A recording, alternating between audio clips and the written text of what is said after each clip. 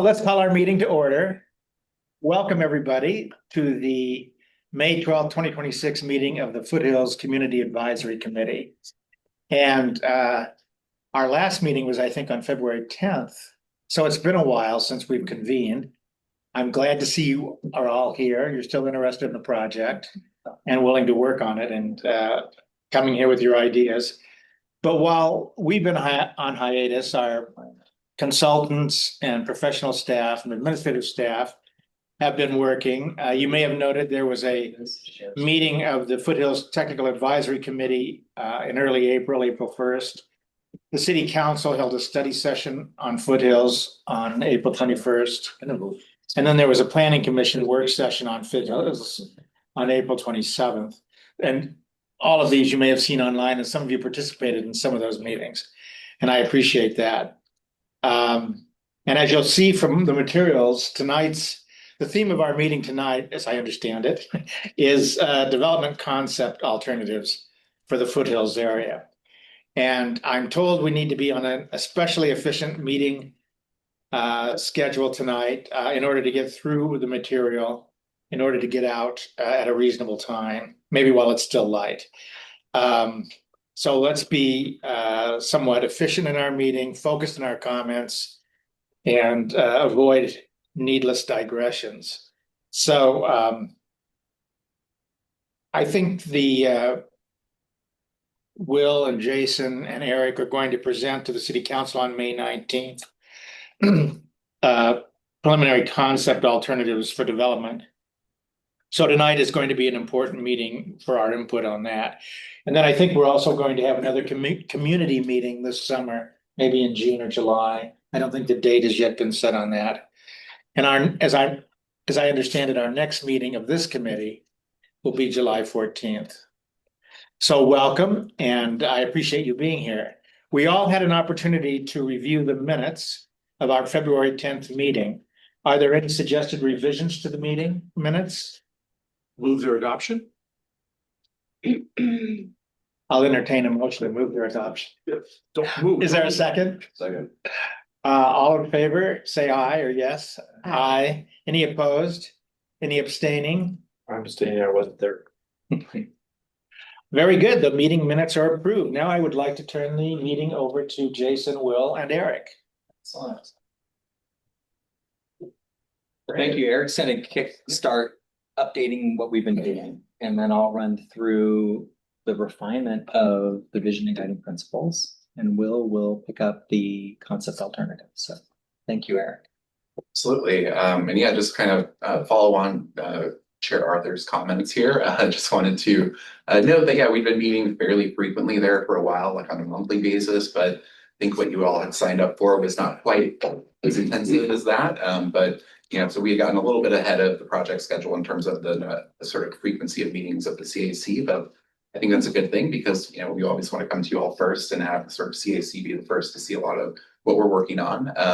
But that just kind of is a rough explanation for the sort of lull for the last few months, is that we wanted to make sure to bring some of the work that we have been doing here at the CAC to Planning Commission, City Council, other parties out in the public to get their input and sort of bring what you all had produced out and get some feedback on that. So anyway, I'm glad to be back here. And I think as Chair Arthur has mentioned, we're also planning to meet again in about 2 months from now. So that's roughly the cadence I think I would expect, is once every 2 months or so. So I apologize. That's been a little bit irregular lately.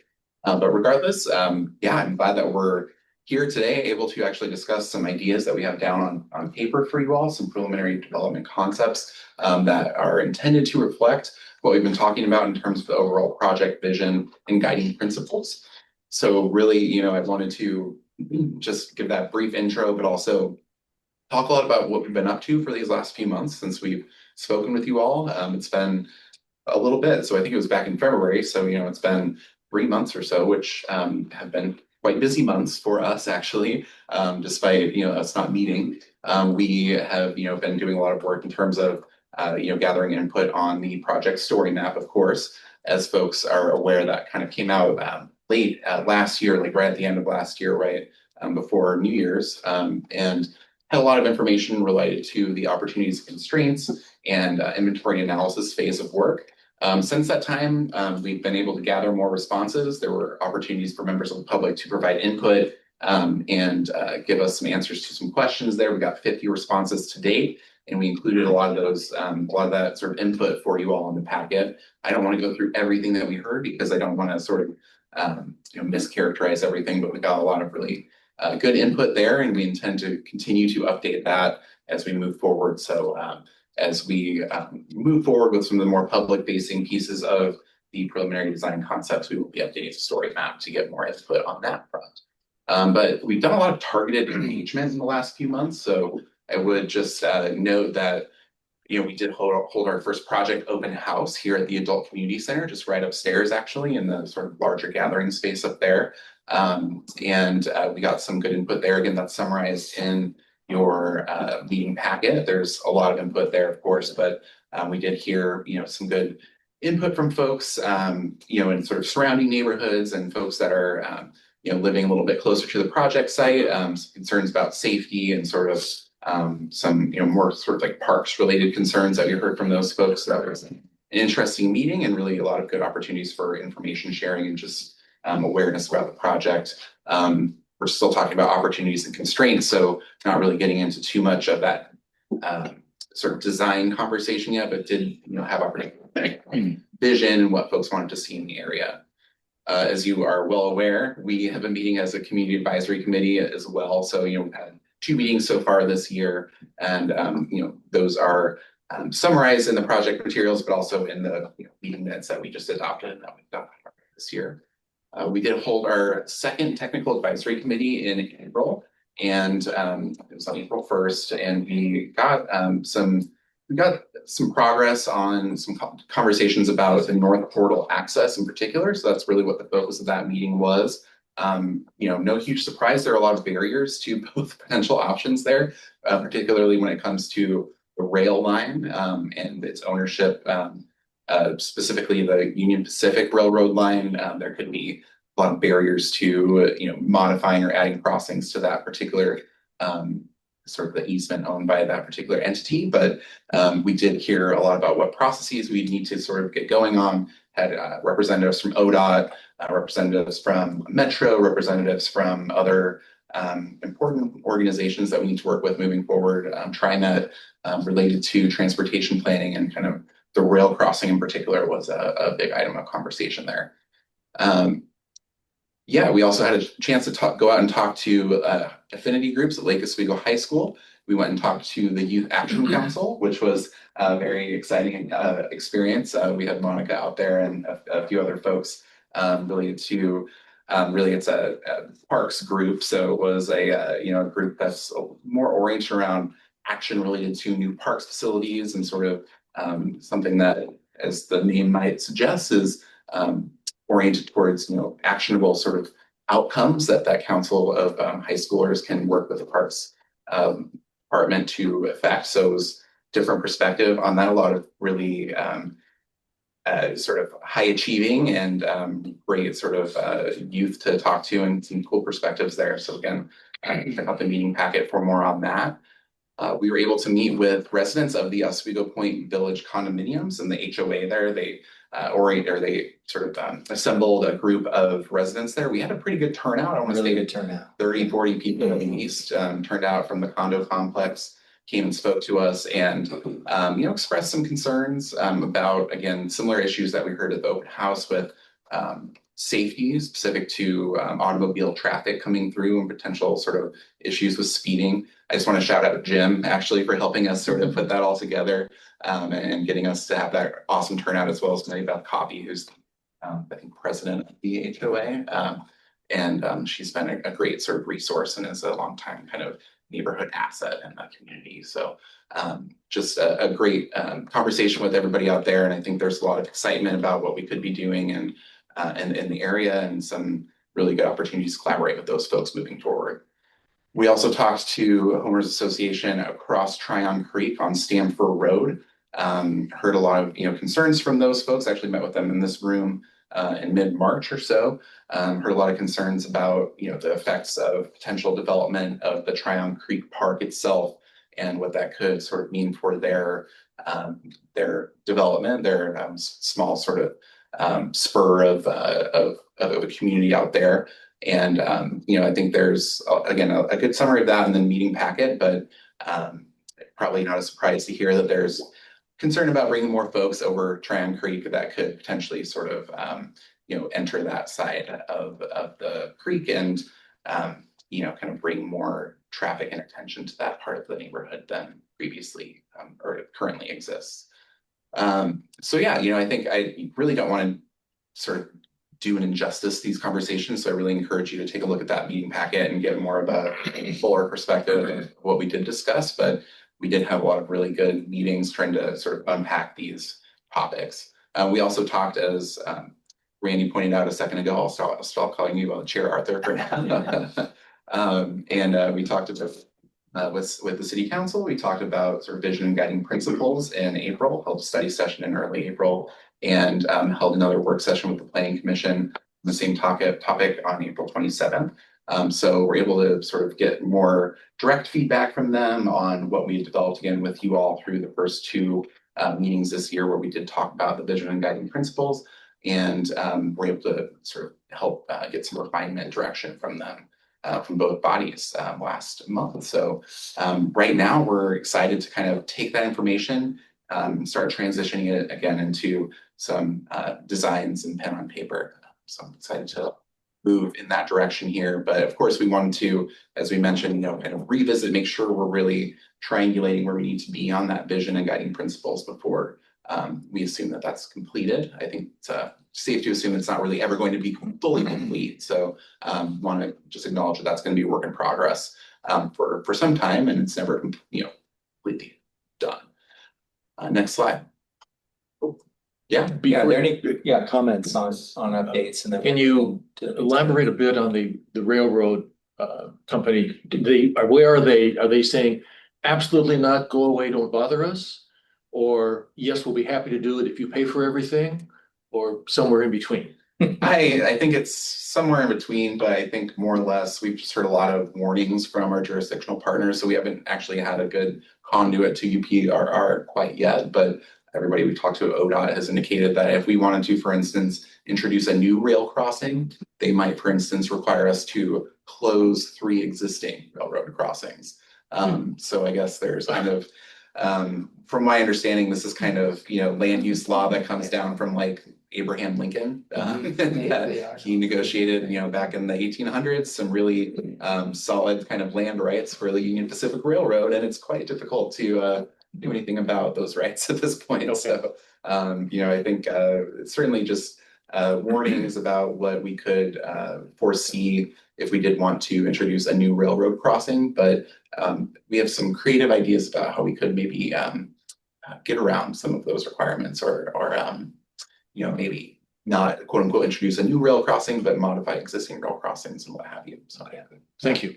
I think trying to build partnerships around the Terwilliger intersection is part of our effort.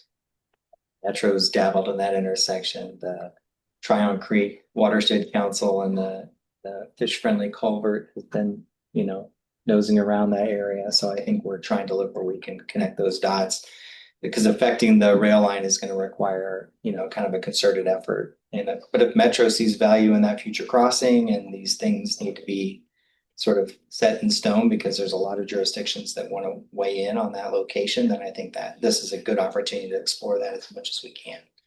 So let's go ahead and jump into it. And I will say, just in general, the processes that ODOT and Refinement talked about were pretty straightforward, and they were wanting to be as helpful as possible. So I think they were identifying potential barriers, but I think we do have the processes that we need to know about and to move forward.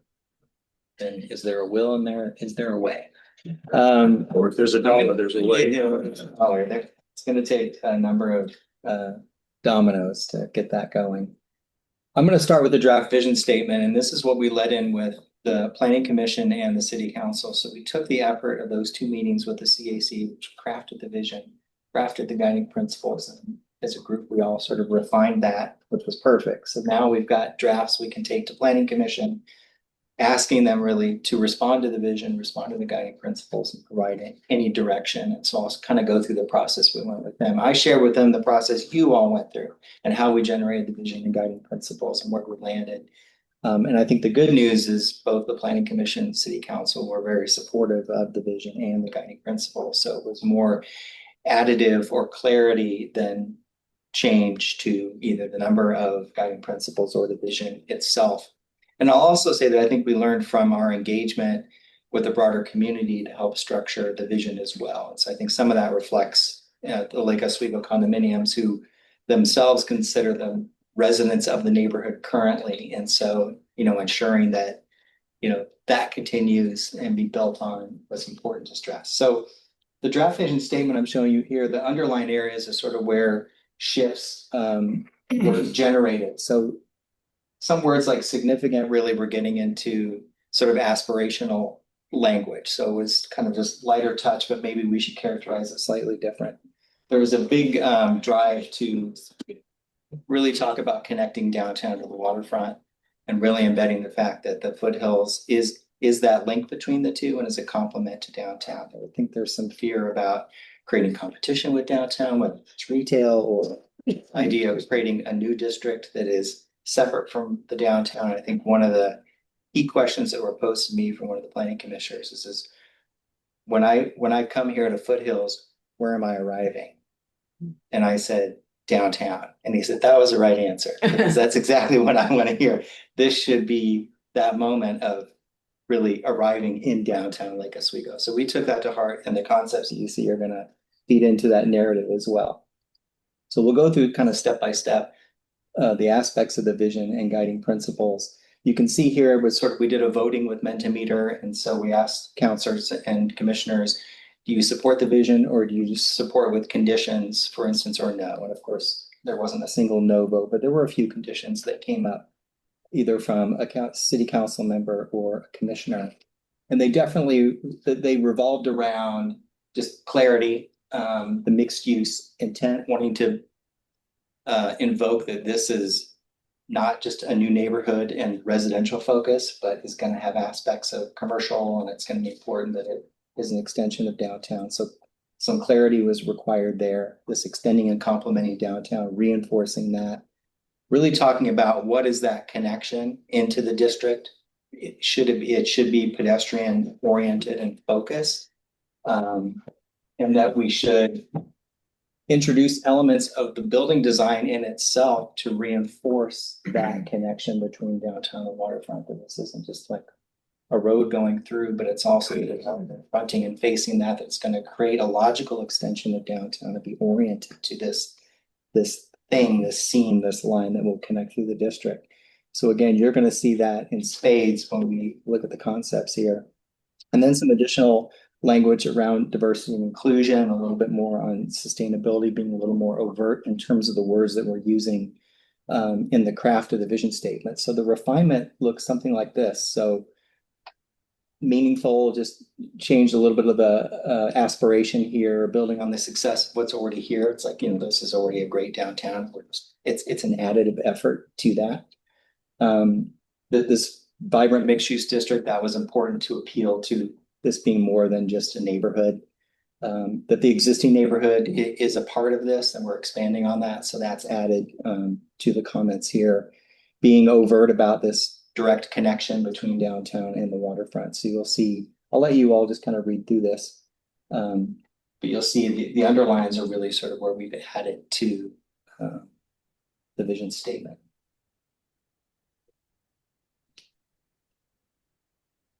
Balancing urban form and natural environment, it's another element.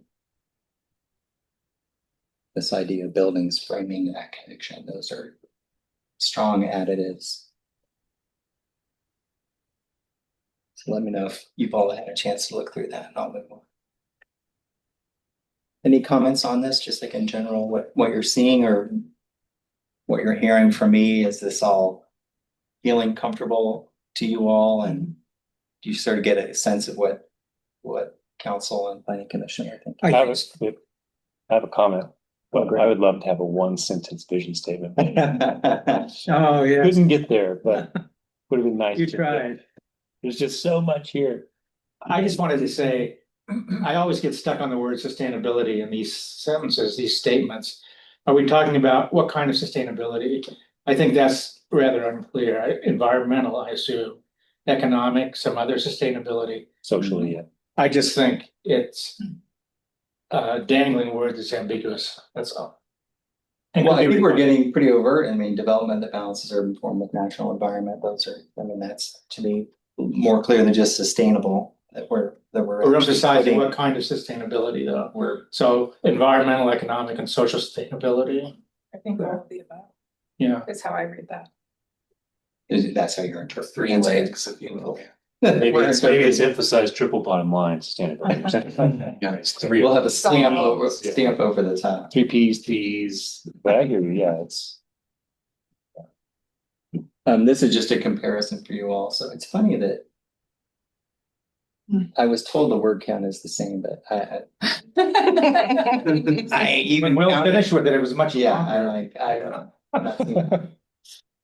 Doesn't 50% refinement normally words. mean less? Well, when you go to group A, B, you're the first group, you know, it all expands Right. until we sometimes lose focus. But I think we've gained some good additives, and I think it helped us as we progressed into the concepts and how we talk about future development in the foothills is really important. So I think using these words properly and having the guidance of them is really going to help not only us develop ideas, but to communicate to the public moving forward. So hopefully we're in a good place. The guiding principles, again, we broke them into groups of 2, there's 6 total. And you'll see there's just a number of conditions, but generally no no's at all. Creating a walkable mixed-use waterfront district. You know, human scaled, they weren't sure kind of if that was really hitting the mark. Waterfront environment just felt a little nebulous. So I think some of those things are just, as we mentioned, building in some clarity around some of these statements. I think in 2, balancing development with natural environment, the Lake Oswego's small town character felt like it was kind of predicting or defining the district before it had a chance to evolve. And if this is an extension of downtown, do we consider ourselves Lake Oswego as a small town? So we kind of worked out of that mention and just offered some other language to fill that void. But emphasizing complementary, not competition, you're going to see that over and over. You heard me mention pedestrian access downtown the waterfront, importance of that connection, quality and sustainability considerations integrated in designs. Think about design as contributing to activity, to quality of development, and integrated with the park, Tryon Creek, this, what do we say, the culture of trees, an important aspect of the district. So this is the updated then refinement, and I can move at a little faster pace here if I'm too slow for everyone. But go ahead and take a moment to look at these.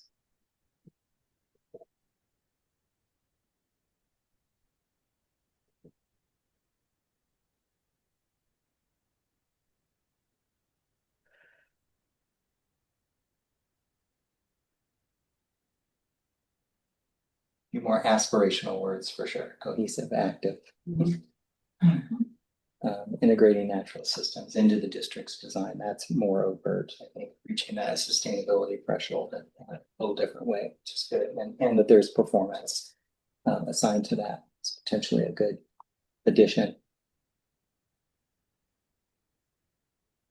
This idea of visible connections, and we were pretty overt about that. You know, A Avenue and B Avenue are sort of considered the corridors to extend. But Avenue B is going to be kind of looking into the side of the wastewater treatment plant. And Avenue A, of course, has buildings at the end of it. And even if that C were to part, now we have the PGE Right. utility infrastructure there. So there's a couple of things that are impeding that. But whatever this connection is intended to create a path somewhat visually and direct to the waterfront.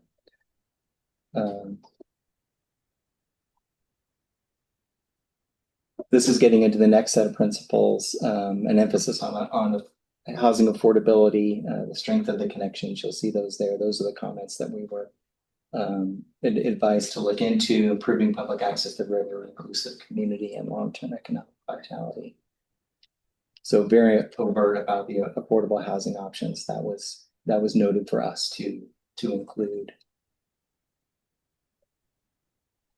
The ability for multiple ways to get into the district, that was important. There was some discussion about how we reinforce TriMet as an embedded term here. I think that will be inherent in our planning process, and they're there right now. Some of those connections are there. There's also other opportunities for transit that we want to explore, so we'll get into that. And then 5 and 6, integrating sustainability, ecology, and climate resilience. See just a couple of additions or refinements then of those underlying texts.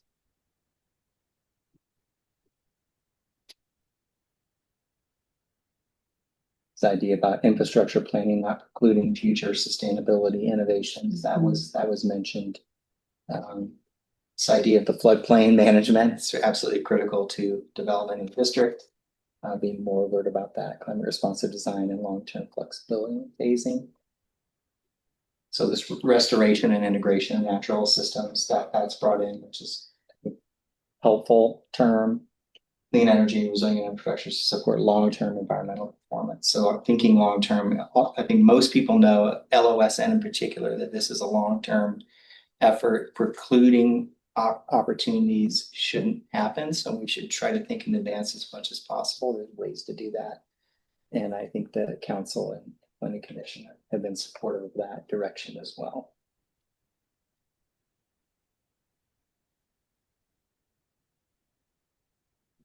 Okay.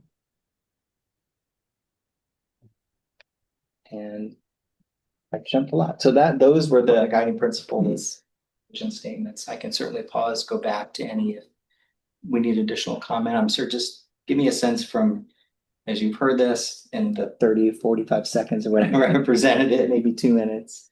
How do folks feel about both the vision, where we've had some adjustments to the guiding principles? Anyone want to weigh in for or against, or just Well, it seems like you conversation? took the feedback you received, particularly from City Council and the Development Commission, as well as the different groups, because I read through all that material. And you did a really good job succinctly of hitting on kind of those key points in each of these. Okay. Yeah. Okay. Vision statement, as Will would say, is quite long. It's still shorter than the original. People need a vision. Maybe a word. A word, yeah. A tagline. Tag. Something shorter that we can always Yeah. lean into. Yeah. That's fine. Yeah, I think you're seeing here, we're specifically focusing on the changes that we made in response to the council and planning commission feedback. So you're not necessarily seeing discussion with you all at the last CAC meeting and then post discussion. So there were a lot of course changes made that were intended to reflect those discussions. And I think we want to make sure that we're capturing that as well and that nothing was lost. So I think we want to make sure that we're not losing that sort of North Star, if you will. And these have been good as a set off point for us to get into the design work. I mean, it really does give us some focus and clarity how we talk about the project, how we talk about the opportunities. This is important for us to be able to lean back into these. As we get into the concepts, we have the project objectives, we have the guiding principles. These contribute to the criteria for evaluating the concepts that come forward. And that's a way to sort of run through good, fair, poor, and how well it relates to those is a way to sort of measure how each of these are doing. Likely we end up with a hybrid of some kind that generally, agglomerates all of the best elements of each of the concepts. But we keep coming back to this. And as was mentioned, this can evolve and continue. We may learn more as we move through the process and want to modify or adjust these. But it's a great start for us. We're happy to have gone through this exercise. Thank you for helping us get through. And for the planning commission, city council to go through that effort. I'm sure it wasn't the most fun for them, but they did great. They were like doing all the work. I kept joking about it. Like, you guys are doing all the work. I'm just sitting here, because they were using Mentimeter and typing in their comments and considerations. So it was very helpful. We may not ever do that again. So that's why I'm here. But it worked at the moment. So I'm gonna take a break here. Will's gonna get into the draft preliminary development concepts, and I think we're gonna hopefully tell a good story here. And maybe I'll do some of the leading here, and Will's gonna kind of walk us through how we articulate the various concepts and sort of what they mean and what they provide, what's the same about each one, and then what is kind of distinctly different. But we're focused on some key moves. The first one being the wastewater treatment plant, because that's the first thing that's going to move on the site, literally move from one location to the other.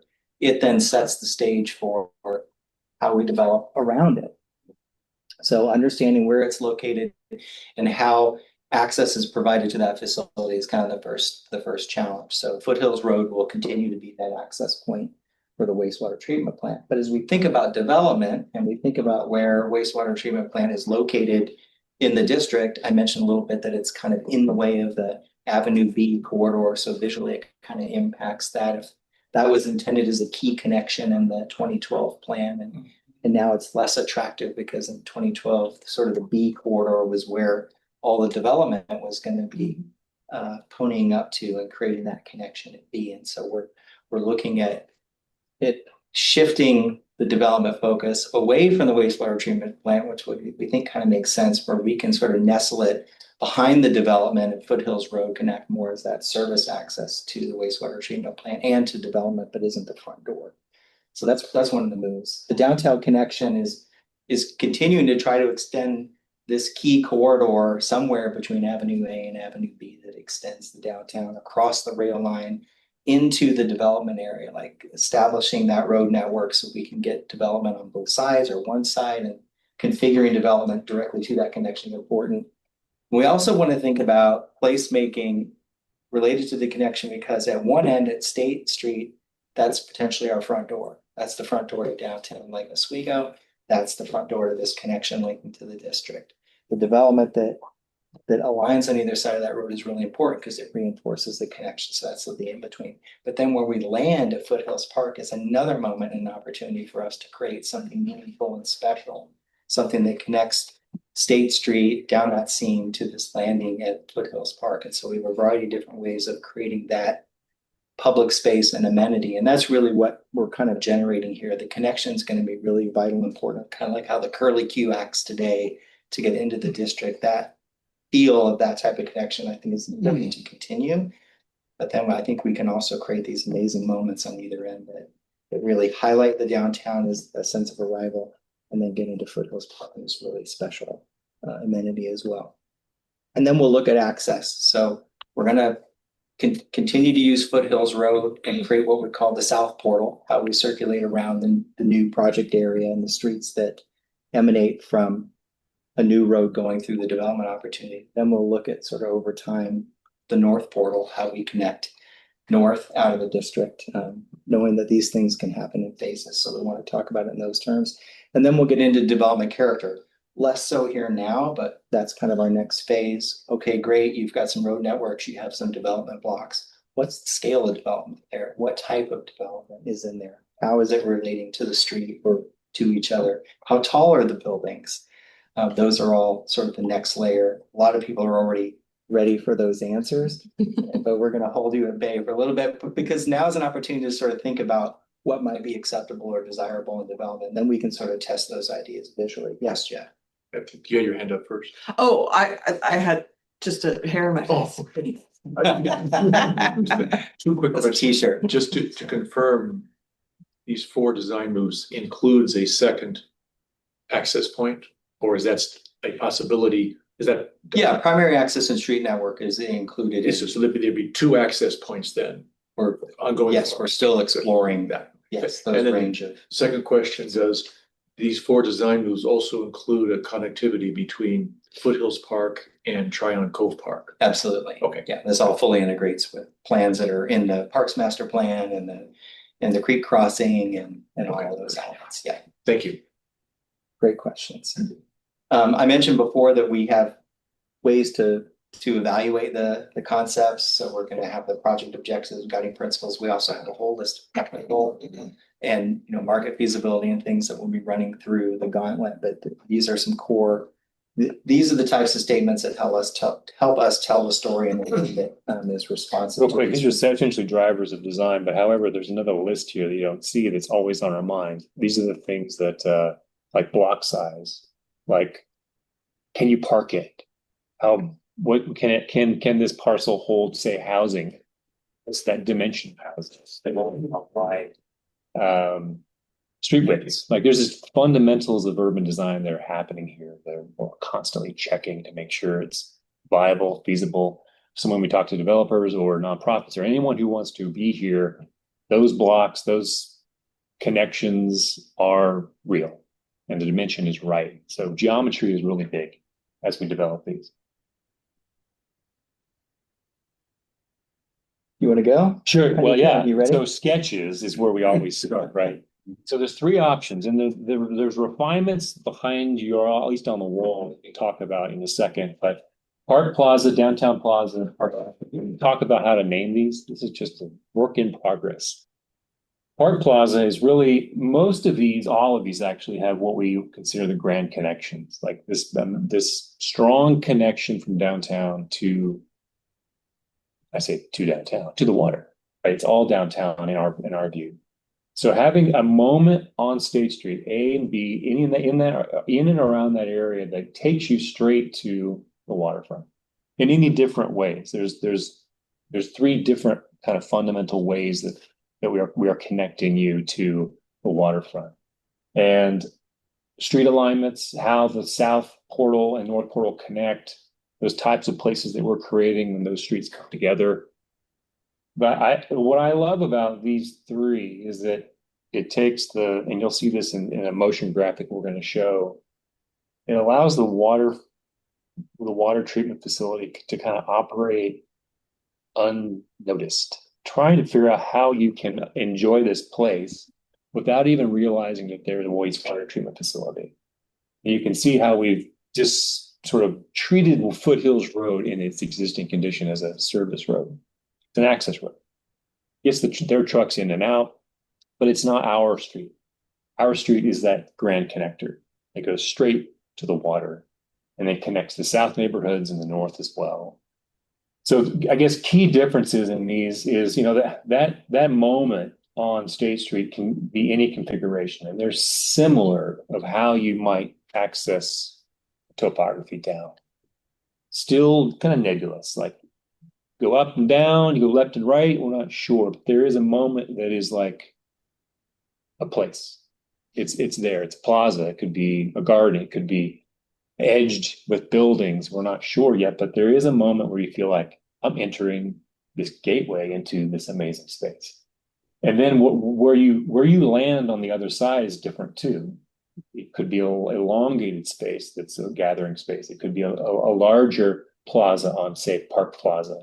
The middle one, Downtown Plaza, it gives you a little bit more development on the water. So there's another difference is development amount on that waterfront side. And then the part of the promenade is not a destination really, but it's the journey down where you're walking through this promenade alley of trees, let's say, and you end up at the water's edge as well. Maybe there's smaller moments of gathering as well. So they're very similar. And I think it's because there's not a lot of room to do big different moves. I mean, you could, for example, we had conversations about, this is a garden. Okay, maybe there's a couple of buildings. That's definitely a concept that's different, but we felt like that's not really a viable place. You kind of want the ability to have places where people are living and playing and enjoying the foothills. So these are really tests of tweaks of how much development you can have on this site. Making sure edges and great streets are created as well. So question, yeah. On the Park Promenade, Do you envision the two through streets sort of be like Las Ramblas is in Barcelona? Tables, chairs. people? Barcelona is all I'm hearing, and yes. The promenade is. Yes, Obviously. Yeah. Perhaps like And two of them, perhaps Sure. Thursday, okay, but that kind of, and then is the pink on all three, is that concrete? That is a hardscape space, yet to be determined. Great for gathering, great for activation. But And there's- not grass, concrete, gravel, Urban. pea gravel. It'll be a mix of things, but it's Plaza. tended to be flexible. So hardscape gives you more opportunity for gathering. Sure. But there would be street trees and other Okay. landscape embellishments for sure. And it's, what happens here is it's really about where you emphasize your amenity. So in the promenade, the amenity is the connection itself, like that, just moving through the trees and around the buildings. And of course, you're arriving at State Street and there's retail storefronts there, and we want to increase that energy between A and B. But the experience is really on the promenade. In the downtown plaza, we're saying, let's create a front door right at State Street, and these crossings over the rail line is like kind of the downtown living room. Like, this is a moment you arrive in Lake Oswego and there's this platform and there's this space for people to be, and you're looking at river, you're looking at the development projects there. So there's a real public space that's created at State. And then the park plaza is really saying, well, let's do that same type of grand public space, but let's do it right at the edge of Foothills Park. And let's line that with buildings and active storefronts. And now you create, wow, this really pull into the district, arrive at this awesome public space. It's an opportunity to eat some food or hang out, and you're going to be really focused on the water.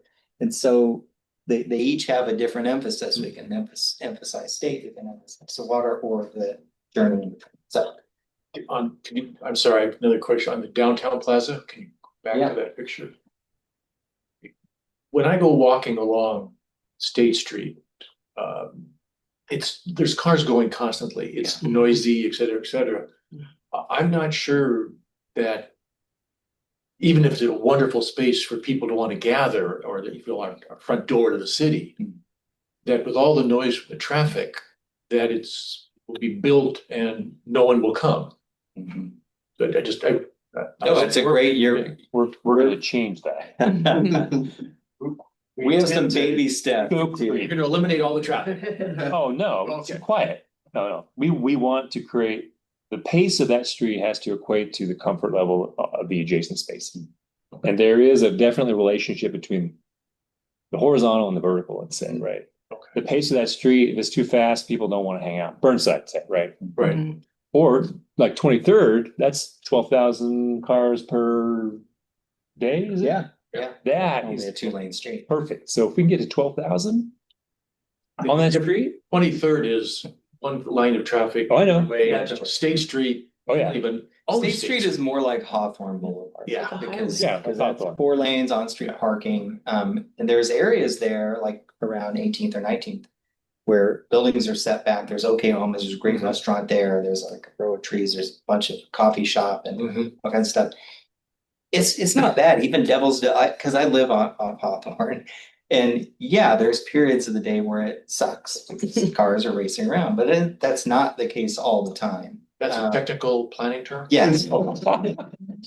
Sometimes it's hard to cross the street with your kids. I can tell you multiple stories about that. If we can squeeze it a little bit to create a little bit more safety for people crossing the street, sense of enclosure, or people who drive feel like I need to slow down because I'm entering something that feels a little bit more narrow. That would help. But you're making a good point that would be the biggest challenge, is to create a people space with the 4 lanes of traffic in that location. It's not gonna be ideal. It would take time to make that work. It's gonna take a shift in behavior. It's not gonna be able to work on its own without some other sort of traffic calming or other sort of treatments along Highway 43 that are in line with that type of treatment. That's right. But thank you for bringing the concept Yeah. forward. Yeah. I think we started to elaborate into each one of these. I'll kind of jump through this because Will's got the fun stuff here coming on board. Yes. And again, I talked about the downtown plaza here, Park Plaza being really the emphasis here, and development along that new street on both sides of that street help activate the connection between State Street and the plaza. And the idea is that, State Street already has retail, like at the bike shop, we've got the bar and the restaurant, there's storefronts there, and the idea is to build additional storefronts on the other side, so you capture that on both sides of the street, but you've got a central connection in between those new buildings right into the district to this awesome plaza. And so Will's going to kind of walk you through sort of phasing and development and the moves that we're talking about, starting with the wastewater. Yeah, so we wanted to put this in here just to make sure that, can I pause? Let's see, can I pause? There we go. Just so we locate it, and this is the new layout.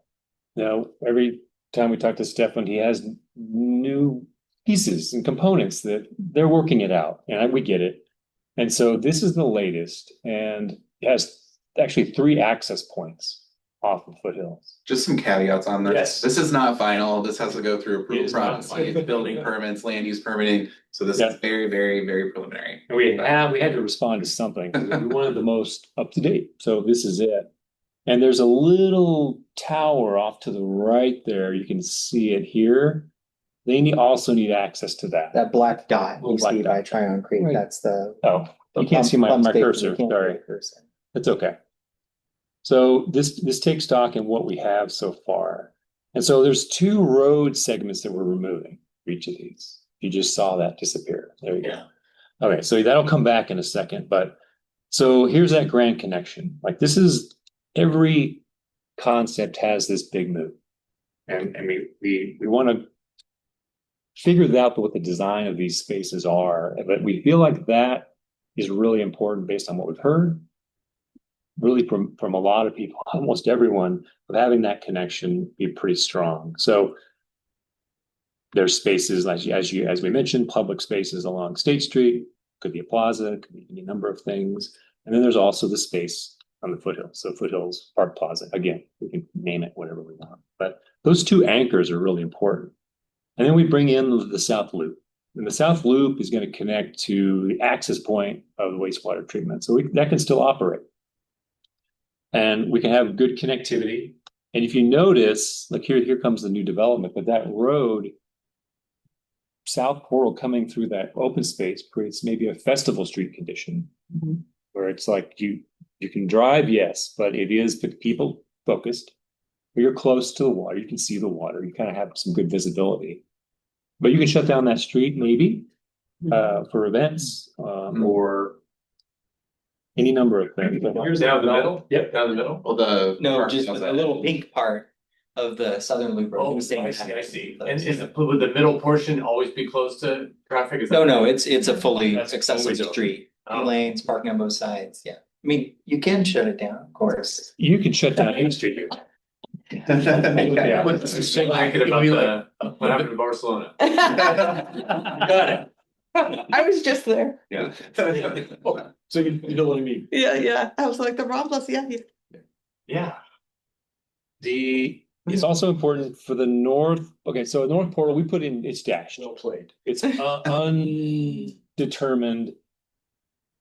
But there's the alignments that we recommend. The alignment to Boulevard, also the alignment to the access point that's currently there. And yet to be determined. We're still trying to figure out how that might work and what that means. But the trail connections as well, those are key. And those take advantage of all opportunities to connect the park, inside the development, the space at Downtown Plaza, State Street Plaza, how you transcend down there, lots of ideas. We don't know exactly yet, whether it's over or to the left or right, or we need to figure that out. But trail connections are all obviously important to the north, south, and beyond. And even the Frog Ferry coming into the dock and making sure we have the space for them too. So Running the road through the middle of the redevelopment area creates development blocks that are about half the size of what you see in downtown. So if you look at those blocks, between the alleyway, on either side of the alleyways, that's generally the scale and the size where development can fit in. So that has some limitations, and because parking is always key here, and you can of course always build underground. And much of the site does have an opportunity to do that, so closer to the rail line that where the concrete batch plant is, that would be an opportunity for underground parking, which means maybe possibly a taller building in that location.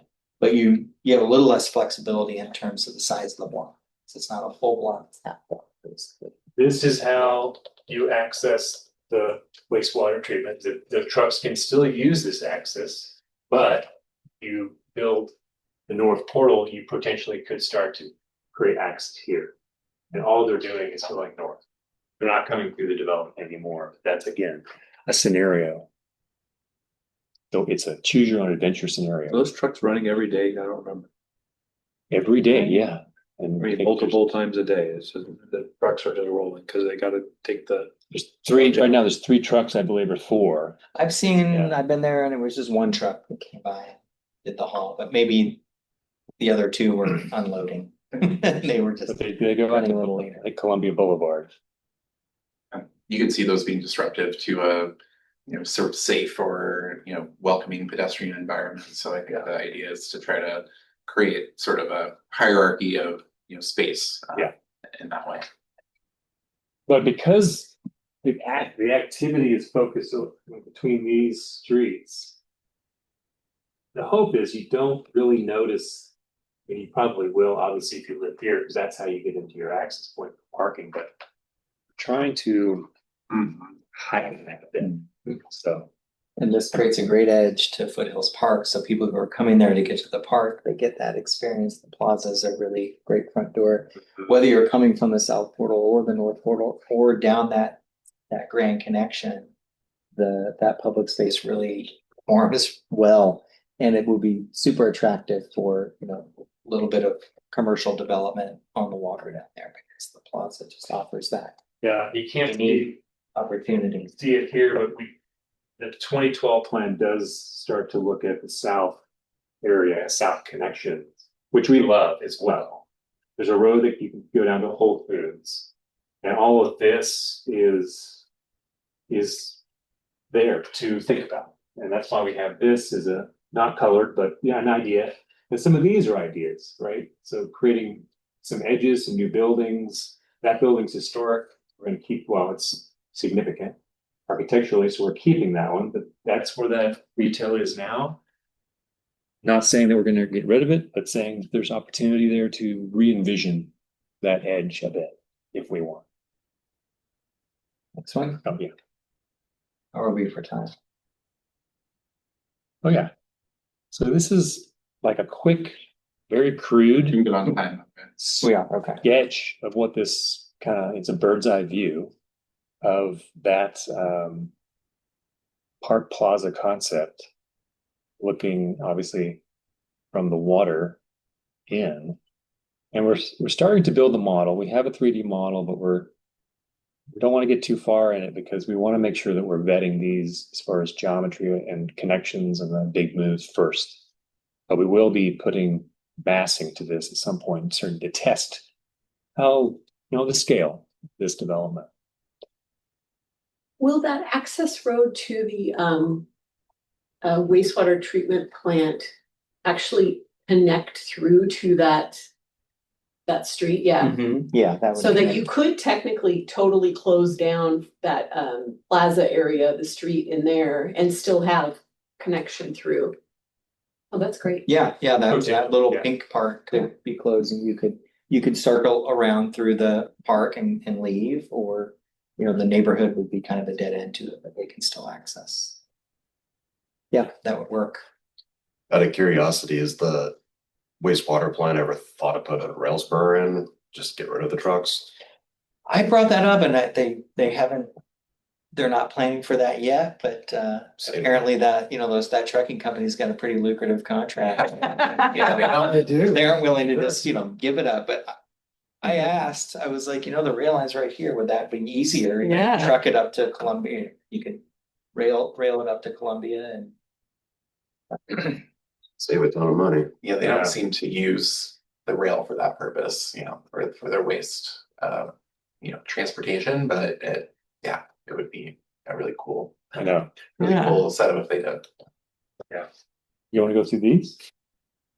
We just are starting to think about what's the road network like so that the center spine, the grand connection is, you know, a 2-lane street, parking on both sides. We would integrate, you know, protected bikeways, so there'd be, you know, a bikeway on each side separated from the roadway, wide sidewalks, double row of trees. So building in that key infrastructure for that really important street is important. If this is going to be the grand connection, it should offer the comfort and accessibility for a variety of different, pretty much all the modes.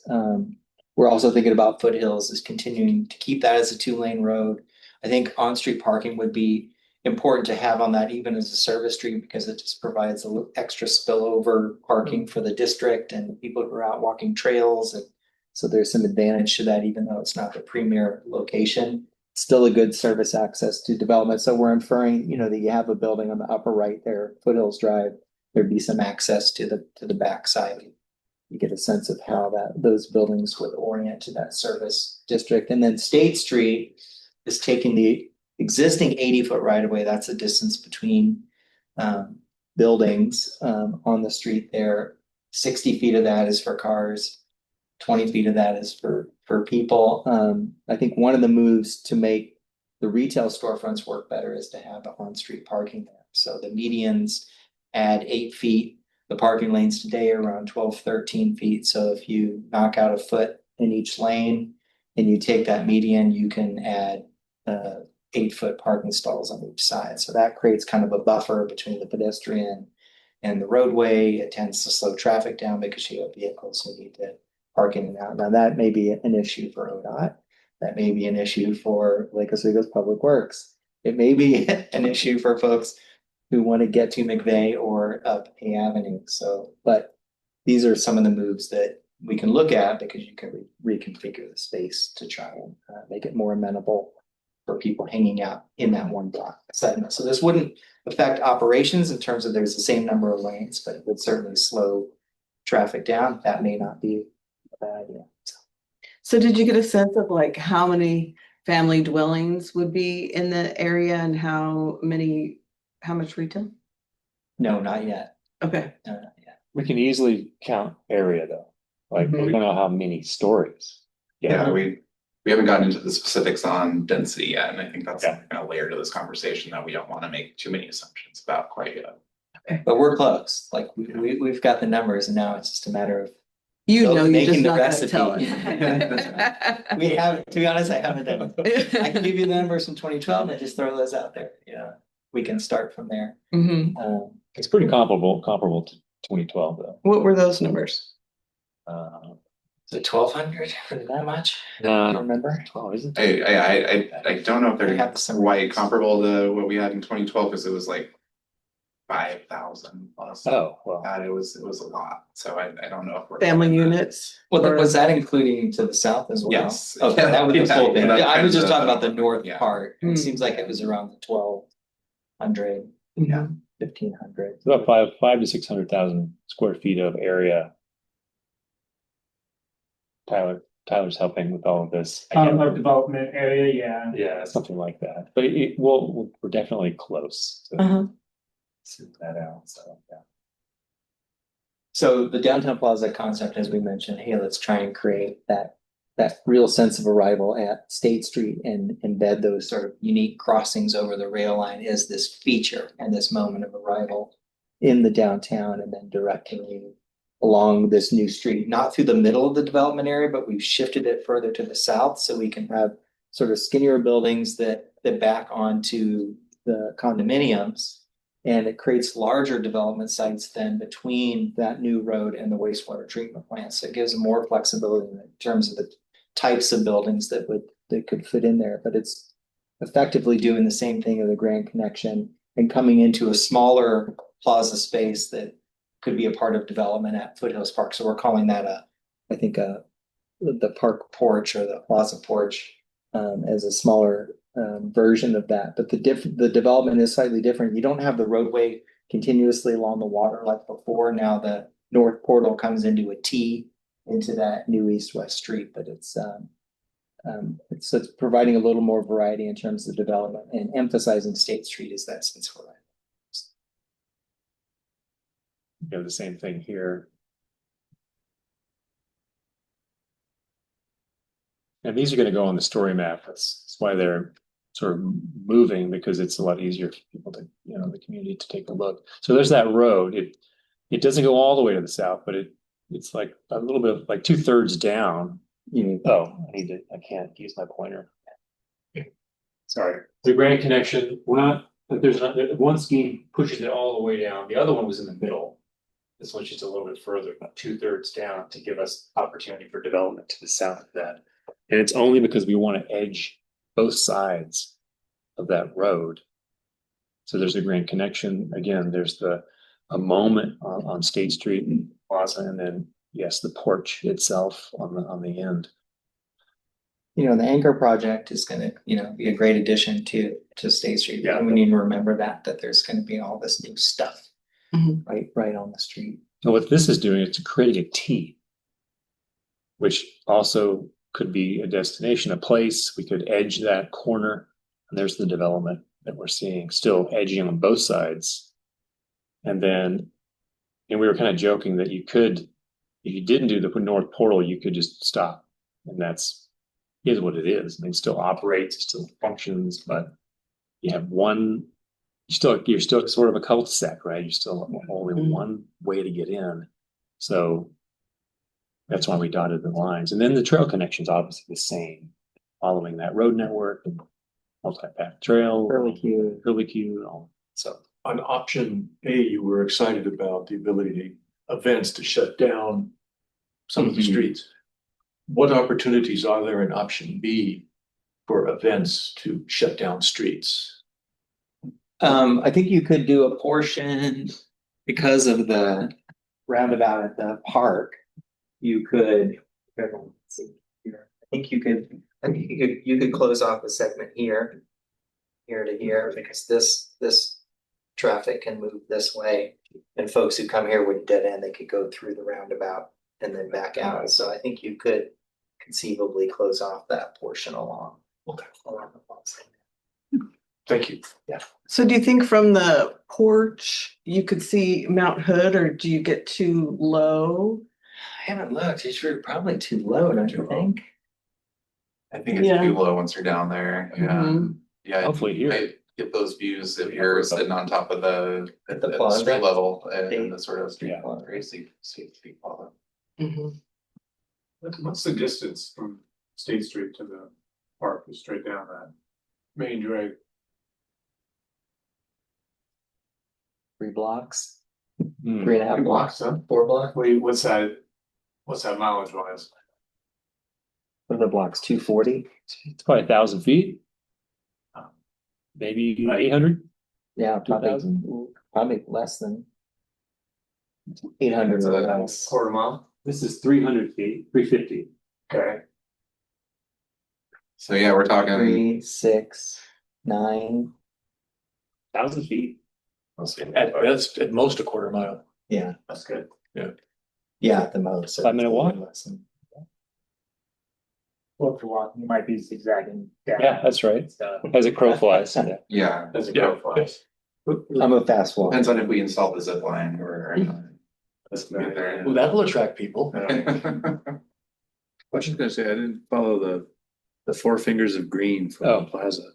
How are Do it people again. moving on the 4 fingers of green there to get to the Green Grand Boulevard? You're asking how do you go From the from plaza, that's the big entry plaza. Yeah. Yeah, and then there's 4 green yeah, ways for people to move. Are they 4 overpasses or underpasses or green? What are they? really good question. Some of them are steps, some of them go over, yeah. Okay. I think we'll At be grade exploring crossing? that. Okay, fine. Not sure. 4 of them One. seems like there's a lot. Yeah, Oh yeah. It's sort of nebulous now. We know we need to connect, and we're not sure how to do that yet. We have ideas. no, like Not stuff, Seattle's but- waterfront, they've got, a park over the highway, and they've got more crossings than the. Well, I was thinking, yeah, you make the train go underneath. That's over. kind of Wrap the whole Got thing. it, so. I mean, if it's truly the front door, this is the arrival plaza for downtown. the Maybe a train. little heroic. The Willamette trolley stops there. There's 2 lines here. This is the freight. Freight's on the right. Freight goes over the bridge. Willamette trolley goes straight to Portland. So that is terminus. Yeah, a little bit further. A little bit further south, but Right, yeah, yeah. that lower plaza would be the. Yeah. In Train this concept, the only building saved is the trolley building in that area. The trolley building is further to the side. Further There's south, saying there's another. Oh, what's the brown box there that's between the plazas? What's that? That's the brick building that's kind of attached to those commercial The building. significant one you were talking about. Yes. Yeah, it's like a mid-century modern office building that apparently is significant in contributing. So we're not messing with it. Building. Does the trolley building get saved? Yeah. Okay. Yeah, Yeah. absolutely. That's, It yeah, seems like it is further an to the important south. asset. Question in the back? Yeah, I did. Thank you, Will. Can you flesh out a little bit what the vision is for the plaza adjacent to the State Street? I'm thinking in terms of like scale of activation, because, you know, you have a significantly large piece of hardscape there, right? Mhm. So I'm sure the spaces are going to be activated when there's an event or what have you. But in normal times, how would you think of activating that space so that the arrival point actually feeds to the guiding principles? It's vibrant node and not basically a hardscape empty plaza, which kind of, I think, sort of will conflict with what we are trying to do in terms of vibrancy I think the greatest benefit we have is you've got active retail on the one west side of the Yeah. street. And this thing is literally gonna be right in front of you, like it's like the hangout space. You know, you gotta cross 4 lanes of traffic to get there, and you're at this space with this platform that is giving you a view to the waterfront. I think it's gonna be, it could be pretty dramatic in that sense. What it takes is those businesses to sort of own that space, right? And be caretakers of it. And I think that helps. If you don't have those active businesses, there's those, to your point, those spaces tend to be either too large, too barren, and aren't gonna invite people. I think tree canopy is gonna be a key aspect of what you put in that. I think there's enough room, just looking at the width, you know, the depth of the buildings that are currently there, that it's not over large, you know, it's 35 feet, which isn't excessive, but it is enough to get near the edge, to sit, to hang out, and then to move down. And, you know, I think it's a kind of thing where you're gonna be so compelled to kind of go into that space and then down into the district.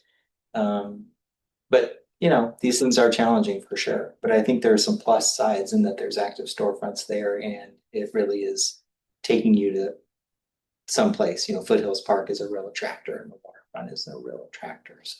So the vista itself could be the attraction, like Just being there, yeah, and looking out over and. looking at the view. Mhm.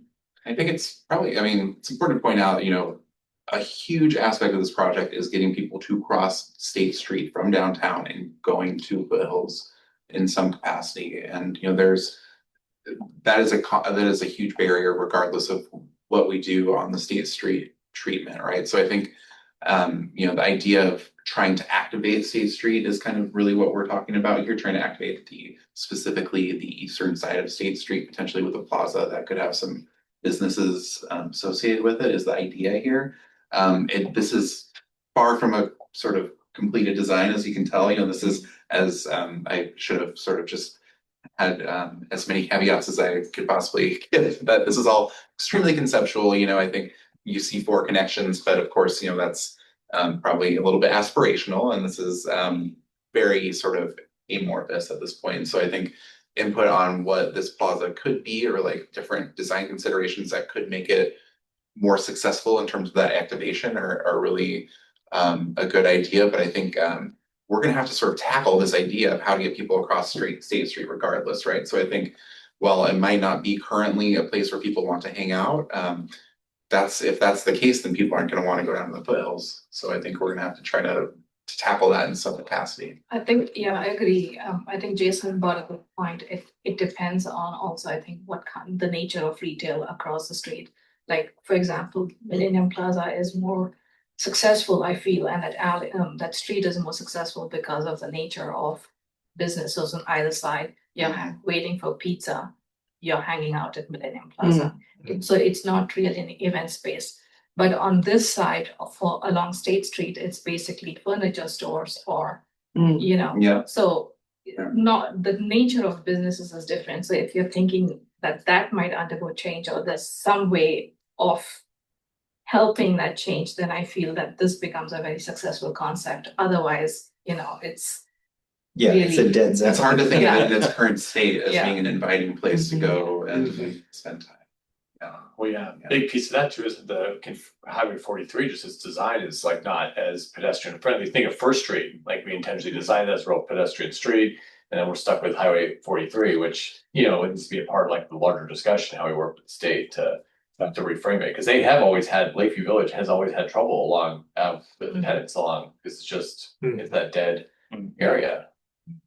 Which is kind of forgotten about. If you've been to Independence, Oregon, and it's not an apples to apples comparison.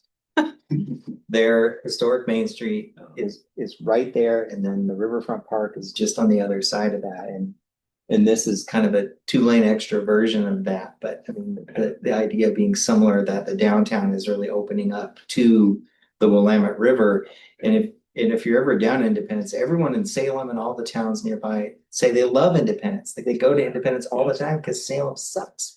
But Independence is awesome. They're like, it's so cool to be on the waterfront. And they love the scale and they love the comfort of it. So there's a ton of challenges here, and Utah is absolutely right. But it is time to dream. So don't listen to Eric.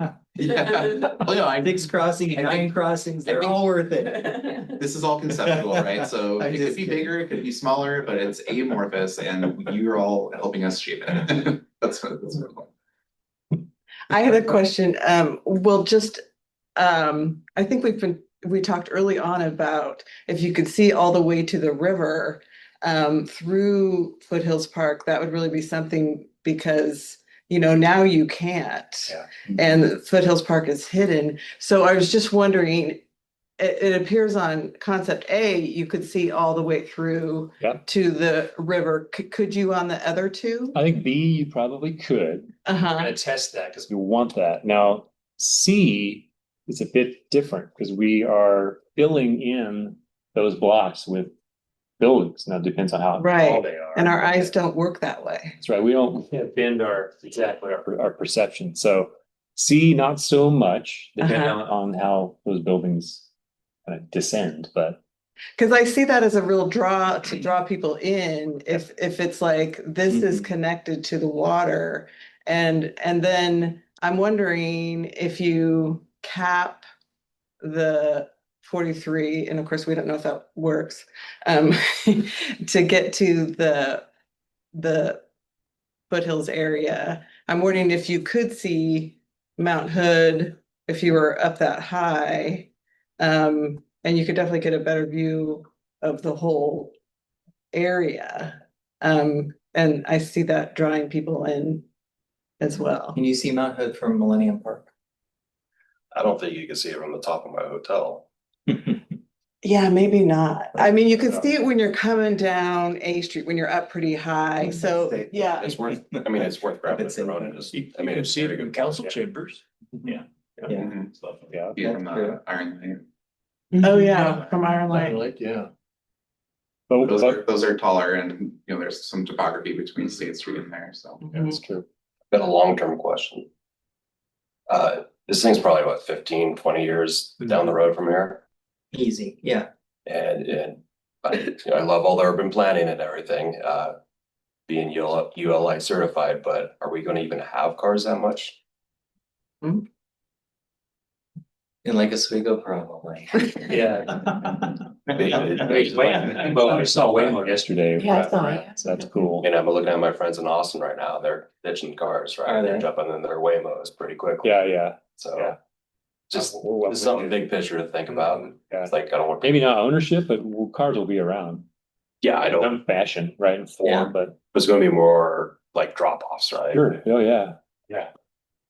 I think. I hope. Well, good, let's not worry about parking that. I like that. Something to consider. You can't Time park fast. I mean, it's good to have the access ways, but yeah. The parking lots is the Go bummer. back to the. That's the folks bummer that do. part of the design for this, when we're laying out. Yeah. Yeah, I mean, All fun. with that. Cars are going away. When you talk about shutting down streets and adaptability for Don't more worry. pedestrian focused uses, that, I mean, that is the adaptability that we can think a lot about, and that's the type of adaptability that, you know, could be what you're talking about too, so. The other thought though is we have such a big floodplain in this area, correct? It's like 10 or 15 feet. I mean, why aren't we just podium over that and all the cars just go below grade and then everything's pedestrian on top? Then you have all your parking area, then you have all the display areas, and you don't have to bring all that fill in. So I like I thought. save a ton of We money. talked about. Save a ton of money. So where do you put all the cars? Down below. It's like, Where the Because you- concrete plant 'cause you is, can't- right? So just make that a multi-story parking lot. We'd have to cap somewhere. Yeah. So you can't build in the floodplains, you can't get insurance on it, so you have to raise all your street. Right. So your buildings are gonna have to start 10 feet higher than Yeah. most of our designs are showing. Mm-hmm. yeah, and fill is definitely gonna be a part of the calibration here, but to your point, yeah, the structure being built also is good. You're bringing. Offering some of that because you're parking below and you're putting your unit out of the floodplain, right? We definitely had conversations on that. I think one part of that had come up in our conversations is who foots the bill and how's that phased and in terms of like property rights and is the city building that parking first and then you're selling or giving out the property to your developer to build on top of that. I think that's something that we're talking about and trying to figure out as well. But yeah, we definitely have at least brought up that in conversation. This is not something you can just build piecemeal. You'd have to kind of do it all at once. Is that the idea? For the parking, yeah, Yeah. to create that. It'd be worthwhile to fill that hole with your parking now and then generate, you know, that's an initial cost, but then you're gonna be recouping that through future development and long-term agreements with those developers who don't have to build that, but then would pay in to that, basically a parking fund. Mhm. And that would manage the facility and run it. Yeah, as part of our earlier conversations about the opportunities and constraints in the district, you know, we had kind of touched on this idea of cut and fill and, you know, kind of trying to balance that through our efforts and the idea that, you know, any new development would have to involve some amount of fill. And likely we want to balance that out with some cut, likely related to extension northward of Foothills Park, where we could have some opportunities to cut a little bit more. And, you know, I think there's a question exactly about, you know, where that's going to go and how that's all going to look. But we did kind of receive at least some initial direction to pursue that strategy. So we kind of been operating with that assumption, I suppose, from that point forward. But yeah, I think it's definitely good to think about the different alternatives that we have. And, you know, I think, yeah, those problems aren't going to get any better in the future. So. Is what Keely described for the parking issue consistent for all three? Can that be applied to all three options? Good. Yeah. It could. It Okay. could, yeah, I think the whole is the whole. That could 7:30, but we anticipate it could go later. I mean, it's a massive cost driver, so it's something to think about, right? Yeah. I know the Parking, topography down there, no, Or the cut fill, Mhm. you're bringing millions of cubic yards in just to fill that up to get it to where insurance levels, then you have to rip wrap it, and then you got all the environmental considerations, so it's just a big cost. Yeah. To be avoided. Could be. The last one, this one takes that grand connection, that road alignment as far south to the property line as you can. And really, it's because we're setting up potential something to happen to the south. So we've created a deeper area for development. More flexible area. Yeah. The promenade, this is the promenade that goes down. There's two lines of it, but it really starts to narrow down that connection. Not that it's too narrow, but it's not as grandiose as the other. It's not a plaza, it's small. And so that could be a benefit as well, depending on how easy it is across state. So it's a smaller move on that State Street, and then there's the promenade itself. And then there's that same connector to the north. And you can see these blocks are bigger. And we're sort of waiting just to see Maybe on the other side that gets redeveloped. Who knows? It's a what if scenario. We wanted to at least draw it. And there's the north, obviously the connector. So the development on State Street is more. See, there's more buildings there. There's not a grandiose, a big move like the other ones have. This one's just a small connection at A Street. So maybe a little bit more feasible. I'm not sure, but we're going to figure that out. But that's, again, it starts to rethink the right of way on State with those edges that were created. It anticipates me, if the condos were to redevelop over time, obviously they could then pony up, they could abut that street. But I think that the attributes that it has is it creates that long, continuous linear promenade all the way down. Creates flexibility and development, but I think from a retail, commercial side, activation on the waterfront doesn't quite work as well. It doesn't have the amenity that the plaza or the porch offer to development to really create a moment at Foothills Park. So it probably performs less in some of the activation aspects of really good dumbbell amenities at either end, State Street and the park, but certainly builds in a lot more flexibility in terms of the size of the blocks for development. The connections are generally similar. The idea that the B Avenue connection also becomes an important one, even if it's along the wastewater treatment. So this is perfect timing that I'm at. Here's about ready to do that. Yeah, we're at 7:23 right now, so I'm a little late at this point. This is great on all three, two-dimensional. And I acknowledge that it's still conceptual. Yeah. So using Eric's wonderful word, all the caveats for all three concepts, all the yellow buildings. Do you envision them at this point all approximately the same height? No, I think they'll probably be of different heights. I think if we look at. So how would you describe the differences between the three buildings, subject to all the caveats, or the three concepts on the heights of the different buildings that are envisioned for all three? So if we're to try to be low impact, but have taller buildings, we would allow taller heights closer to where the concrete batch plant is, because the depth of that hole, putting buildings up in that location aren't reaching, 5 stories, certainly aren't going to be even at State or roughly at State Street level. So it seems like there's room for some height in that location that has less impact. The bottom line is probably the bluff of where the wastewater treatment plant is a highly desirable site for higher density and highest value housing, because it's elevated and is right on the water. So let me rephrase. So how you manage heights there Between all three concepts, value is. at this point, between all three concepts, which would have housing? I think C could potentially have the most. Area. Okay. Could have the most. At this point, subject to qualified. Or they could all be lower, 4 or 5 stories in the end. So, But I think we would take similar sort of massing principles to all three of the different concepts. But yeah, I think in terms of the actual amount of area that you have, they're pretty different.